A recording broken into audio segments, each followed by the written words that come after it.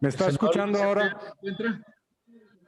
Señor presidente, el senador Iván Cepeda ya está comenzando a hablar. Denle sonido al senador Cepeda, por favor.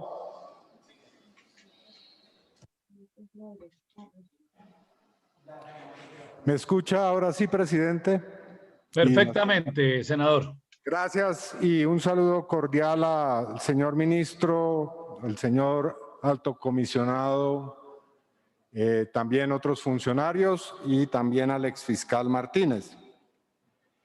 El senador Gustavo Petro, con su acostumbrada rigurosidad, me libera de hacer comentarios sobre una serie de aspectos de este debate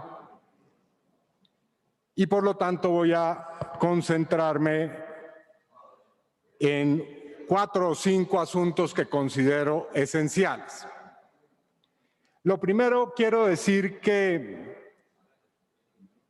el doctor Néstor Humberto Martínez ha sido un sujeto fundamental en buscar consolidar la tesis que ha servido de punta de lanza contra el proceso de paz, y es que este proceso se puede identificar u homologar con un proceso de fortalecimiento del narcotráfico. Esa ha sido la estrategia obsesiva del señor fiscal Martínez para intentar acabar el proceso de paz.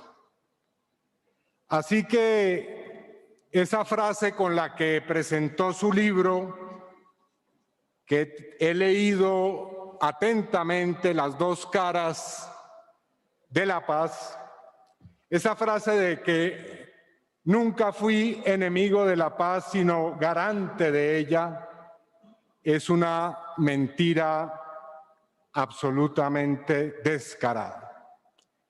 El fiscal Néstor Humberto Martínez contribuyó a todo lo contrario, a intentar socavar, destruir, entorpecer el proceso, como voy a intentar demostrarlo. Y no solamente el proceso entre el gobierno colombiano y lo que fue la guerrilla de las FARC, sino otros intentos que se hicieron en el gobierno del presidente Juan Manuel Santos para intentar llegar a la paz. Así que, como lo ha señalado el ex vicepresidente de la República, Óscar Naranjo, aquí en esta situación que ya ha sido mostrada con lujo de detalles por el senador Petro, lo que hay es un libreto para hacerle daño al proceso de paz. ¿Quién lo escribió? Es la pregunta. ¿Quién lo escribió, doctor Néstor Humberto Martínez?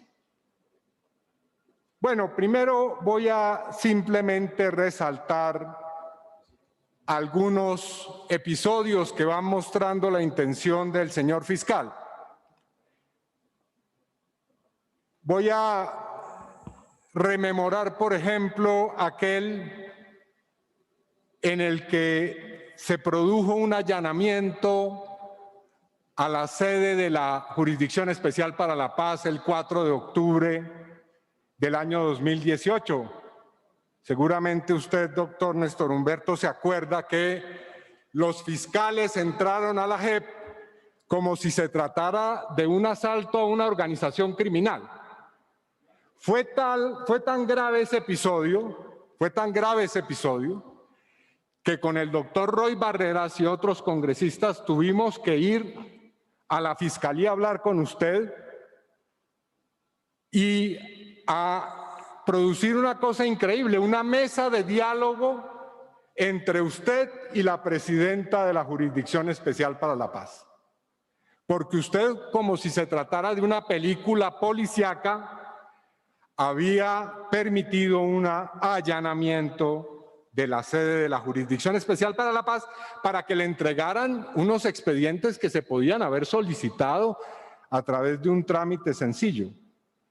Bueno, tan grave fue la situación que usted mismo tuvo que en el mismo momento tomar la decisión de revocar esa intromisión absolutamente arbitraria contra la jurisdicción. O ese otro episodio, eso que usted llamó las victorias tempranas, los triunfos para acabar con el testaferrato sobre los bienes de FARC. Bueno, hace unos días tuve la oportunidad, como seguramente muchos colombianos lo hicieron, de escuchar la W Radio en un análisis sobre los 14 procesos de supuesto testaferrato que usted inició, como suele hacerlo o solía hacerlo, con bombos y platillos en ruedas de prensa, y lo que arroja esta investigación de la W Radio es que no hay absolutamente nada sobre eso. O no, tal vez sí hay algo.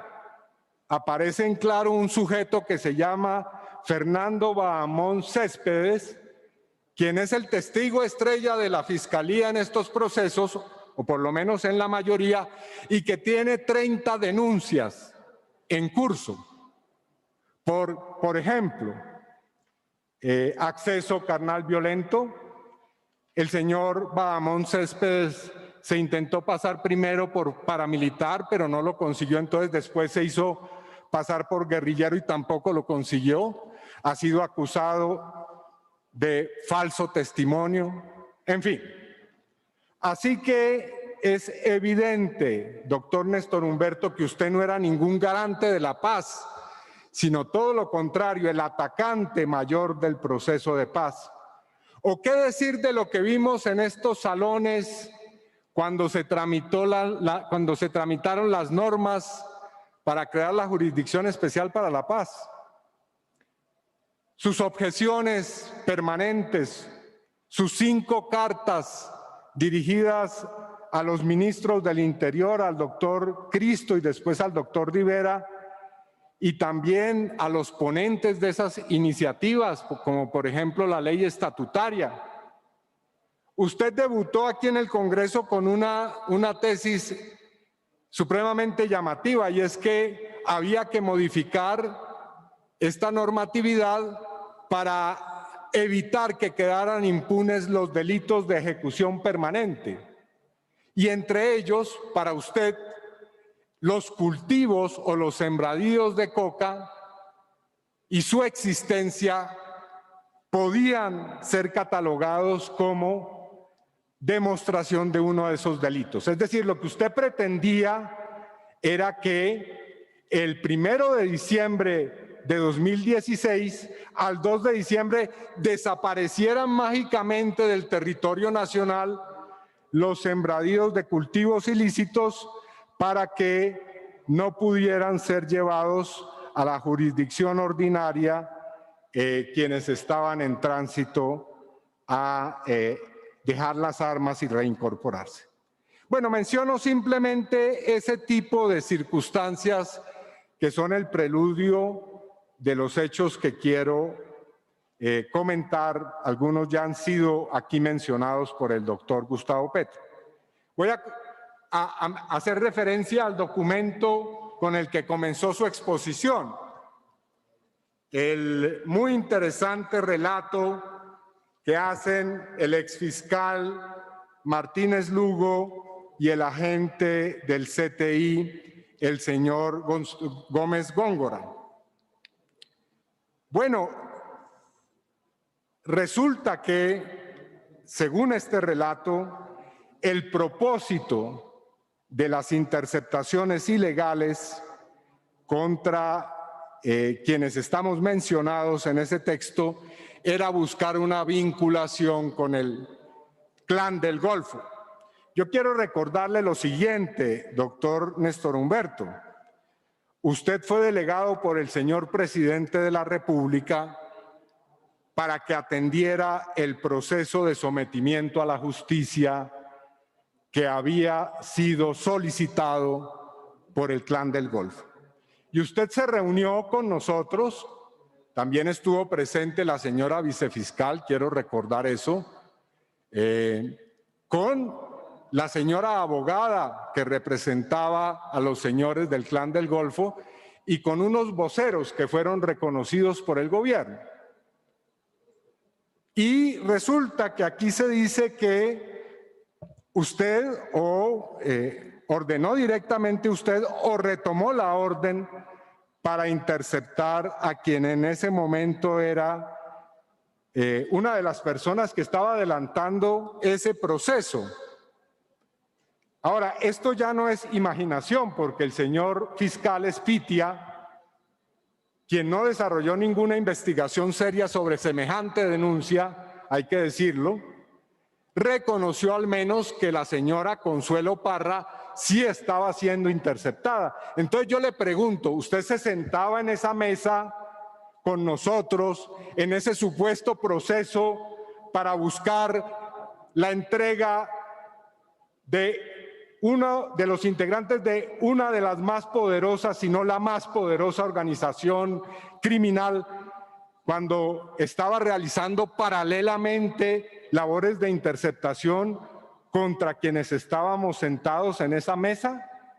Se lo pregunto porque me llama la atención que la Fiscalía reconoció que se estaba interceptando a la señora Parra, pero en cambio no movió un dedo para demostrar o para intentar investigar las numerosas afirmaciones que hay en este escrito y que además vienen con una lista detallada de qué es lo que se debía hacer. Si es que aquí los señores dicen, por ejemplo, hay que llamar a entregar un testimonio a la señora María Consuelo Rincón, analista de CIAN, investigadora del CTI. Hay que llamar a rendir declaración al señor brigadier general de Luis Alberto Pérez Albarán, quien supuestamente le entregaba a usted la información en tiempo real de estas interceptaciones. Así que en medio de un proceso de conversaciones, usted supuestamente o realmente, porque ya repito, eso lo aceptó el doctor Espitia, estaba haciendo labores de interceptación que, según lo que dice este escrito, eran a todas luces ilegales.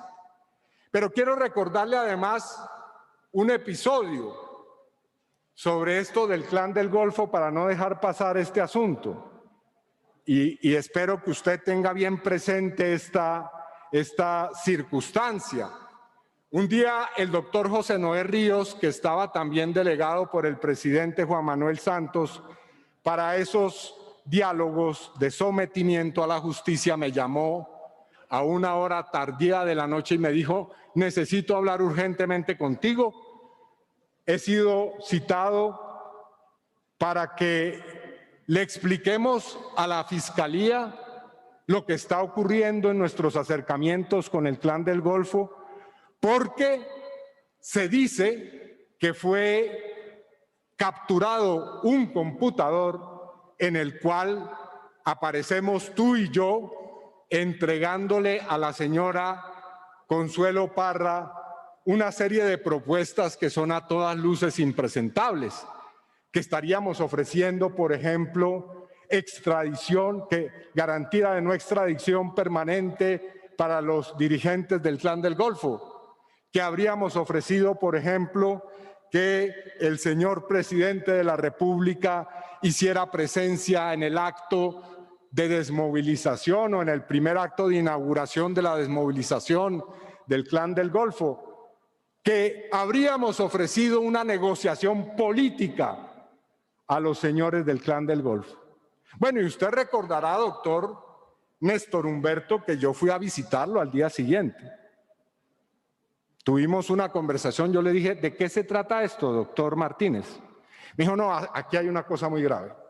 Hay una información de que ustedes le están ofreciendo a los señores del Clan del Golfo la no extradición y una negociación política. Yo le dije: pero, digamos, ¿usted cree realmente verosímil que una persona como yo, que ha puesto todos los esfuerzos necesarios para que haya una negociación política entre el Estado y las guerrillas de este país, estaría dispuesto a que se rebaje una negociación política al estatus de unos diálogos con una organización criminal?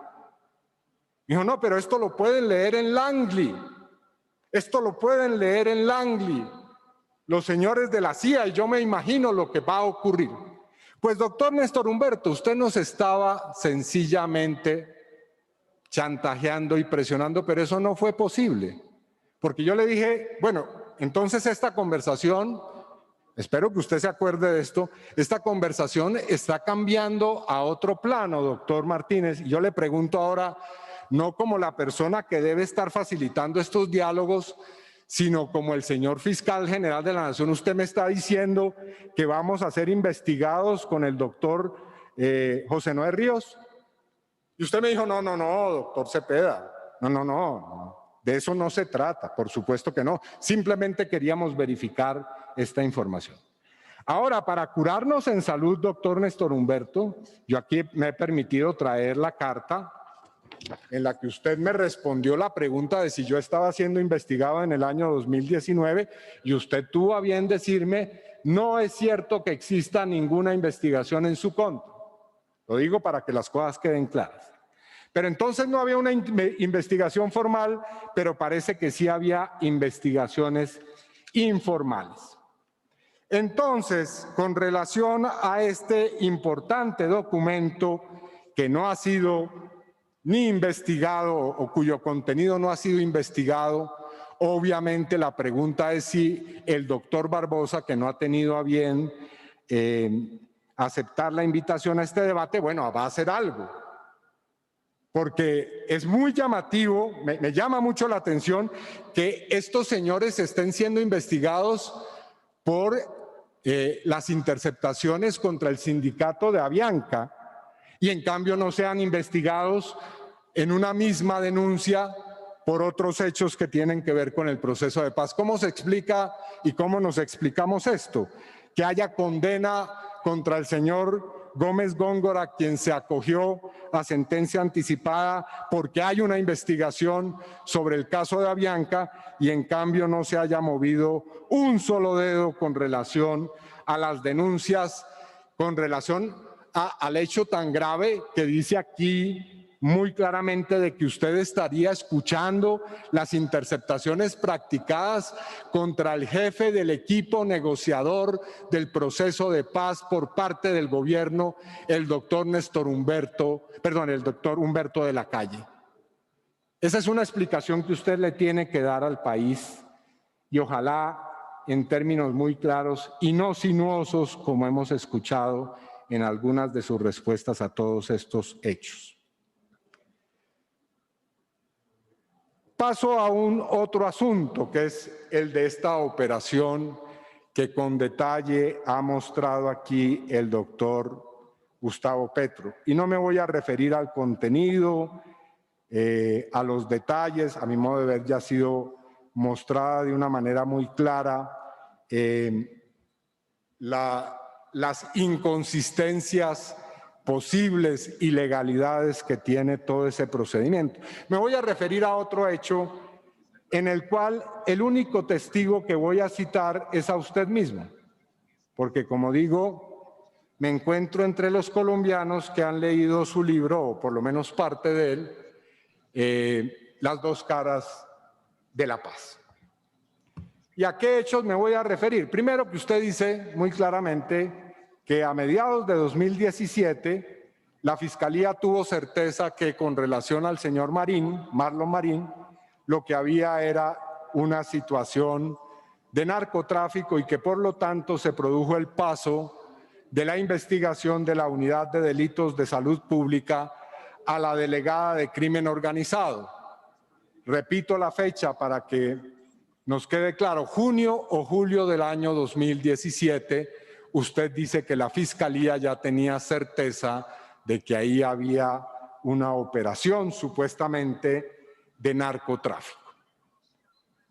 Ahora bien, páginas más adelante de esa afirmación, usted nos habla de 3 importantes reuniones que sostuvo entre diciembre y el mes de enero, febrero, con las autoridades de Estados Unidos. Pero además es una narración bastante llamativa. La primera de esas reuniones se da el 7 y 8 de diciembre de 2017 con el señor fiscal, el entonces fiscal de Estados Unidos, el señor Jeff Sessions. Y allí, en esa reunión importante, en la cual el señor Sessions y usted comentan que Colombia es el primer país en el mundo en materia de cooperación judicial con Estados Unidos, usted le dice al señor fiscal de Estados Unidos la siguiente frase: quedaría comprometido el futuro de nuestra democracia si se aceptara que el ingreso a la política de la vieja guerrilla termina ocurriendo de la mano del narcotráfico. Usted le dijo al fiscal de Estados Unidos que entonces la fiscalía, porque usted es el fiscal, o era el fiscal, la fiscalía tenía ya elementos para señalar que la vieja guerrilla estaba entrando de la mano con el narcotráfico a la vida legal, civil y política. Ahora bien, yo les recuerdo, esto es el mes de diciembre de 2017 y la operación controlada o de entrega controlada de la que ha hablado aquí en detalle el doctor Gustavo Petro ocurrió entre octubre y noviembre. O sea que usted ya sabía cuando se sentó a hablar con el señor fiscal de Estados Unidos que esas operaciones se estaban dando, por supuesto. Aquí no somos ingenuos. Luego, el día 28 de diciembre de 2017, usted tiene una reunión con el embajador de Estados Unidos, el señor Kevin Whitaker, y el agregado judicial de la embajada, a quien me voy a referir, el señor Marlon Cobar. Lo visitaron a usted para hablar sobre pistas y evidencias de negocios del narcotráfico que podrían involucrar a miembros de la antigua FARC. Usted dice en su libro que les dijo que se reunieran los equipos de la DEA y de la Fiscalía Colombiana para, comillas, no se fueran a cruzar las mangueras. Esa es una expresión suya en el libro. Para que los dos equipos no se fueran, repito esta frase, no se fueran a cruzar las mangueras. ¿Usted nos podría explicar a qué se refería exactamente? ¿No es que eran dos operaciones paralelas que no tenían nada que ver una con otra, que eran totalmente autónomas? ¿O de qué se trataba el no cruzar las mangueras en este caso? Y tercera reunión, usted dice que en enero de 2018, y en esto son muy importantes las fechas, se produjo una reunión conjunta entre investigadores del grupo DEA-SIU, o sea, la Unidad Especial de Investigación del CTI de la Fiscalía, y los agentes de la DEA para tomar decisiones y coordinar la investigación sobre este caso. Es decir, está claro por sus propias palabras, yo espero que no las cambie porque han quedado por escrito y están debidamente publicadas, que entre los meses de diciembre, enero, había una total coordinación sobre estos asuntos. Ahora, más allá de eso, aquí cabe hablar un poco de los personajes que están en esta situación involucrados. Voy a comenzar por el señor Marlon Cobar. Señor Marlon Cobar era el encargado en la Embajada de Estados Unidos, lo fue por un tiempo largo al parecer, de ser la persona de enlace con el Departamento de Justicia de Estados Unidos. En su libro, el doctor Martínez lo presenta como una persona a la cual Colombia le debe una gratitud que debe ser imprescriptible, son sus palabras. Bueno, el señor Marlon Cobar apareció en una columna del muy serio y enjundioso y riguroso periodista y columnista de opinión Daniel Coronel, en la que el columnista Daniel Coronel señala que el suegro del señor Cobar es el jurista Gilberto Ramírez, quien ha asesorado jurídicamente al expresidente y exsenador Álvaro Uribe, como él mismo lo reconoce allí en esa columna de opinión. La esposa del señor o del doctor Marlon Cobar es la jurista también Paula Andrea Ramírez. Ahí tenemos una imagen. Sí, allí está la pareja, el encargado de la Embajada de Estados Unidos y su esposa, la jurista Paula Andrea Ramírez, quien es funcionaria o fue funcionaria en la Procuraduría durante la época del exprocurador Alejandro Ordóñez. Es decir, el encargado de la Embajada de Estados Unidos, y con esto simplemente quiero señalar un hecho que me parece relevante, pues está muy relacionado con personas que tienen, como se sabe, una opinión altamente crítica, yo diría de oposición a ultranza al proceso de paz. El señor Cobar visitaba con frecuencia la Fiscalía. Así que yo supongo, doctor Néstor Humberto, que usted debía tener una conversación fluida con el señor Cobar. Y me imagino que siendo la persona encargada por el Departamento de Justicia de Estados Unidos de los asuntos en Colombia, debía ser una persona perfectamente informada y enterada de lo que estaba ocurriendo en la delegada del crimen organizado.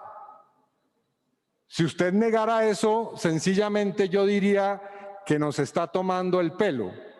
Por supuesto que aquí había un conocimiento detallado de lo que se estaba haciendo en la Fiscalía y como usted mismo lo reconoce, había una coordinación muy clara de todo esto. Así que eso de que eran dos investigaciones paralelas que en un momento, por el azar, por no se sabe qué clase de sortilegio, se llegaron a encontrar, es una mentira impúdica. Por supuesto que aquí había una plena coordinación, conocimiento desde el comienzo de todas estas operaciones. Pero aquí aparece una segunda persona en escena, que es el señor Mauricio Nieto Rojas, quien se desempeñaba como coordinador del grupo DEA-SIU.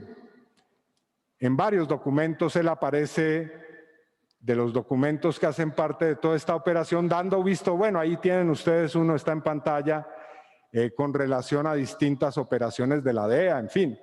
El señor Mauricio Nieto, quien también en otra de estas órdenes aparece una solicitud en la cual la DEA le pide que se autoricen interceptaciones. En ese documento que ustedes ven allí es un memorando en el cual la DEA le pide al señor Nieto autorizaciones para que se practiquen interceptaciones.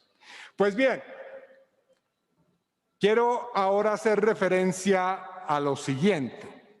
El día jueves 26 de octubre de 2017, y esto se puede verificar y probar sin ninguna dificultad, recibí la siguiente carta. Yo pediría que se ponga también en pantalla la carta que recibí en esa fecha. Ahí está.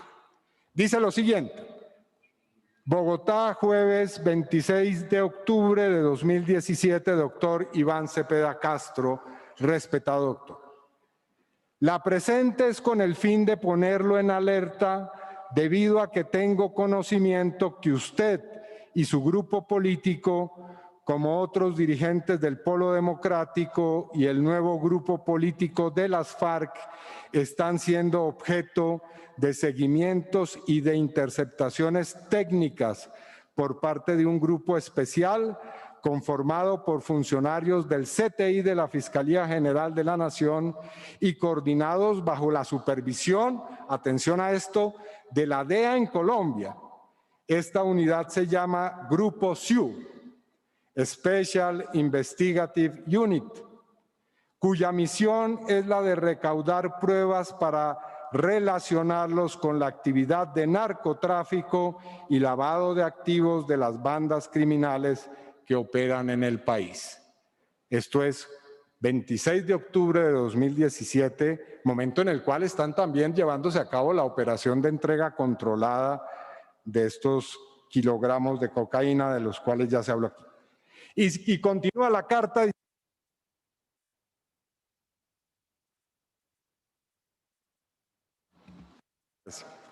La carta continúa diciendo lo siguiente: posiblemente les van a hacer montajes para relacionarlos en conductas de crimen organizado y concierto para delinquir. Este grupo está siendo dirigido por Mauricio Nieto, quien es funcionario del CTI y hermano del general Nieto, director de la Policía Nacional. Este grupo opera por fuera de la Fiscalía General de la Nación. Tienen plena autonomía operativa y los equipos de interceptación y técnicos son móviles y cuentan con inmunidad y protección del gobierno de los Estados Unidos. Solicito se guarde la debida reserva de mi identidad, ya que puedo ser objeto de represalias contra mi vida, mi integridad y la de mi familia. Esta carta está documentada, llegó por el servicio de correspondencia del Congreso, así que no hay ningún problema para demostrar que fue radicada y que llegó a nuestras manos en esa fecha que estoy mencionando. Ahora, por supuesto que inmediatamente o tiempo después de semejante información, apelé a la Fiscalía General de la Nación y le envié una solicitud de información sobre este particular. Aquí leo rápidamente la respuesta. En este orden de ideas, doctor Cepeda, es preciso indicar que su petición debe ser rechazada desfavorablemente, estoy citando textualmente, en la medida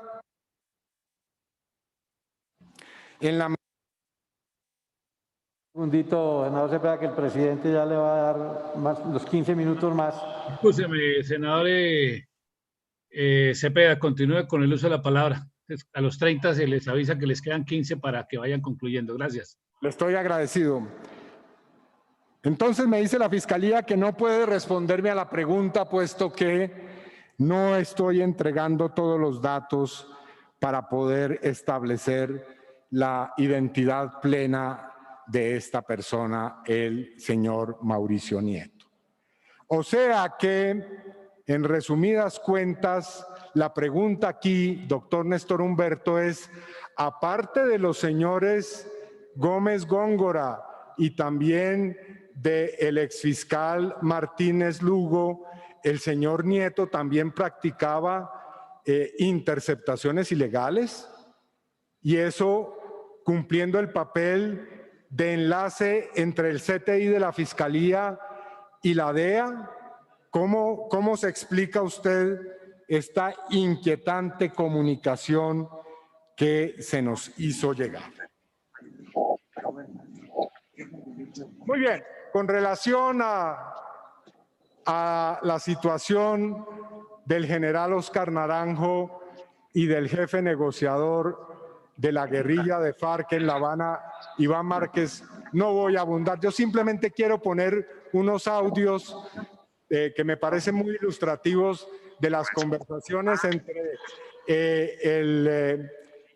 el agente de la DEA y el señor Marlon Marín, que son conversaciones supremamente reveladoras. Algunas las ha presentado el periódico El Espectador, pero otras no, y quiero ilustrar simplemente sobre la gravedad de lo que se decía en esas conversaciones. No sé si pueda ponerse el audio desde allá. Si el compadre suyo le comentó cómo están las vainas, del compromiso que había, se le entregó esa responsabilidad a la naranja podrida, ¿sí? Entonces a él se le sentó, se sentó con él y se le dio el compromiso y se le canceló y se le pagó para que él se responsabilizara de poner eso acá. Ah, chingado. Yo no sabía por eso es que este señor, la naranja podrida, aparece aquí, ¿sí me entiende? Porque ¿qué más que ellos? La responsabilidad de ellos para poner esa cuestión acá, ¿sí me entiende? Entonces ya él, como le dije al compa, ayer nos reunimos con él, se le entregaron las coordenadas, ya él tiene eso en sus manos y se le canceló y se le pagó la cuestión del trabajo que va a hacer, ¿sí me entiende? De poner Mire, esto acá. compa, yo le digo algo. Mi respeto para ese hombre, ¿verdad? Porque ese hombre, la verdad que es un hombre muy pinche huevudo si estamos hablando del mismo, el que es el número 2 de tu casa. Si es ese señor estuvo allá en mi casa y se sentó con varios personajes. Nosotros sabemos que él sabe trabajar. Sí, Nosotros sí, también podemos llegar a él por otros claro. medios, ¿me entiendes? Entonces, Sí, sí. qué bueno que me dices esa situación, pero te digo, ese señor tiene mucha fama y tiene muchos conocidos, muchísimos conocidos.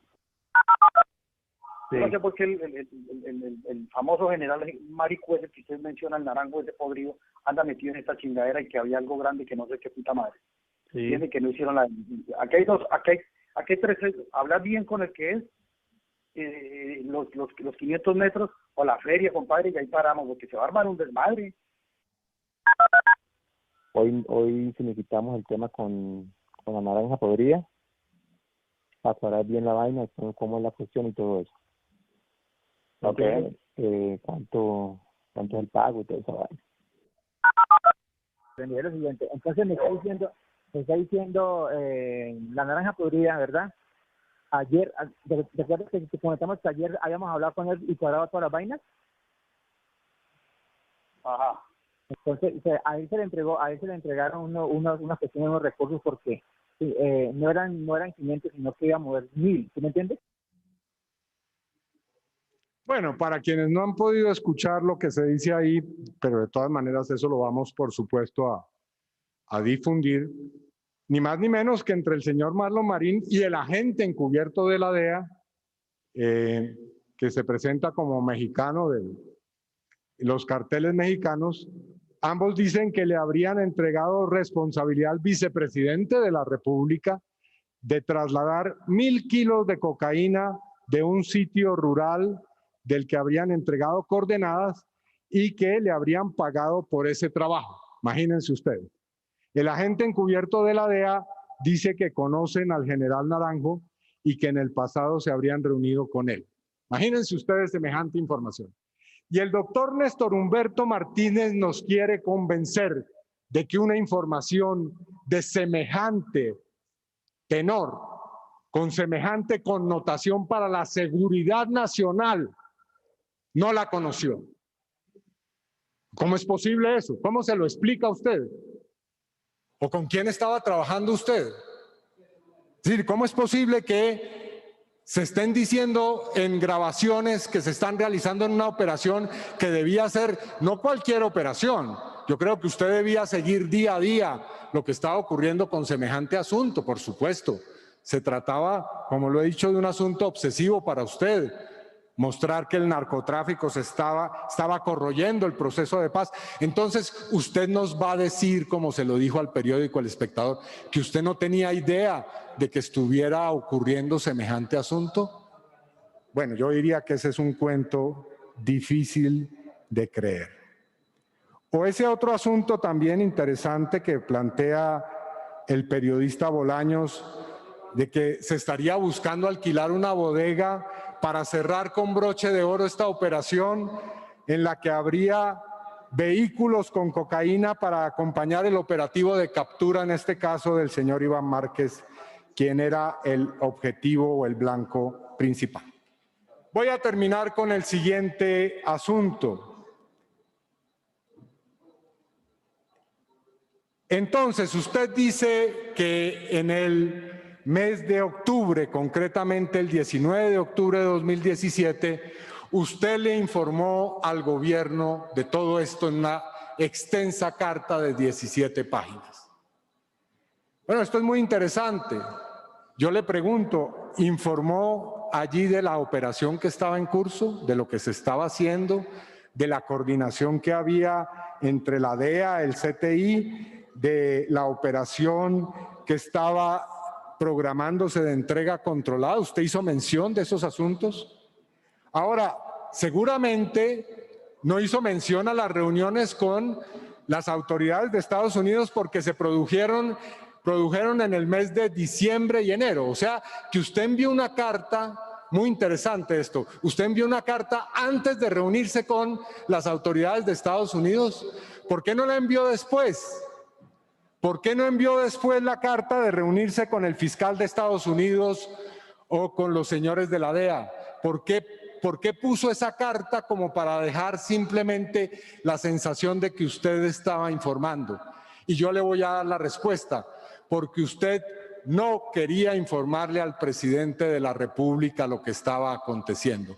Es más, no le informó al general Naranjo de lo que estaba ocurriendo, no le informó al doctor Humberto de la Calle sobre la operación que estaba en curso, prefirió encubrir, mantener en el secreto esta operación. Y usted mismo lo dice con jactancia en su libro, usted mismo lo dice. Usted dice que habiendo estado reunido el día 8 de abril, antes de la captura que se produjo, el día 8 de abril de 2018 hasta las 11:30 de la noche con el presidente Santos, usted prefirió llamarlo a las 6 de la mañana o a las 5 de la mañana a decirle que había una información urgente que debía transmitirle sobre algo que era relevante para el país y el proceso de paz. Es decir, no en diciembre cuando usted se reunió con los fiscales, no en enero cuando se reunieron los equipos de la DEA y de la Fiscalía, sino la madrugada del día en que se va a producir la captura. Y usted tiene la jactancia y el descaro, doctor Néstor Humberto Martínez, de escribir en su libro que le comunicó al presidente de la República porque, y leo esto, que es parte de su humor, que es bastante diciente de su picardía, lo siguiente: había que comunicarle al presidente, pues al fin y al cabo Juan Manuel Santos era el conductor del proceso de paz, el comandante en jefe de las Fuerzas Armadas, el responsable del orden público del país y mi amigo personal. Si usted trata así a sus amigos, ¿cómo tratará a sus enemigos, doctor Néstor Humberto Martínez? Porque lo que hizo fue mentir, encubrir el peor de los ataques, el más destructivo de los ataques contra el proceso de paz que se desató después de todas estas operaciones que ya han sido aquí detalladas. Voy a concluir diciendo lo siguiente: con fundamento en los hechos que denunciamos con el senador Antonio Sanguino en la Comisión Segunda en junio de 2019, más los nuevos hechos expuestos en este debate, vamos a ampliar la denuncia que contra usted radicamos ante la Comisión de Investigación y Acusación. Yo sé que eso es un poco un canto a la bandera, pero lo vamos a hacer para que sea investigado por la presunta comisión de los delitos de prevaricato por acción y por omisión, fraude a resolución judicial, ocultamiento de pruebas, alteración o destrucción de elemento de material probatorio. Y ahora, además de esos delitos, también vamos a solicitar que sea investigado por la presunta comisión del delito de traición a la patria. Porque si hay algo que cabe decir sobre esto, doctor Martínez, no es que usted era el guardián del Estado de Derecho como se ha presentado, sino si todo esto es cierto, usted sería un traidor a la patria. Muchas gracias, señor presidente. Bueno, muy bien, senador.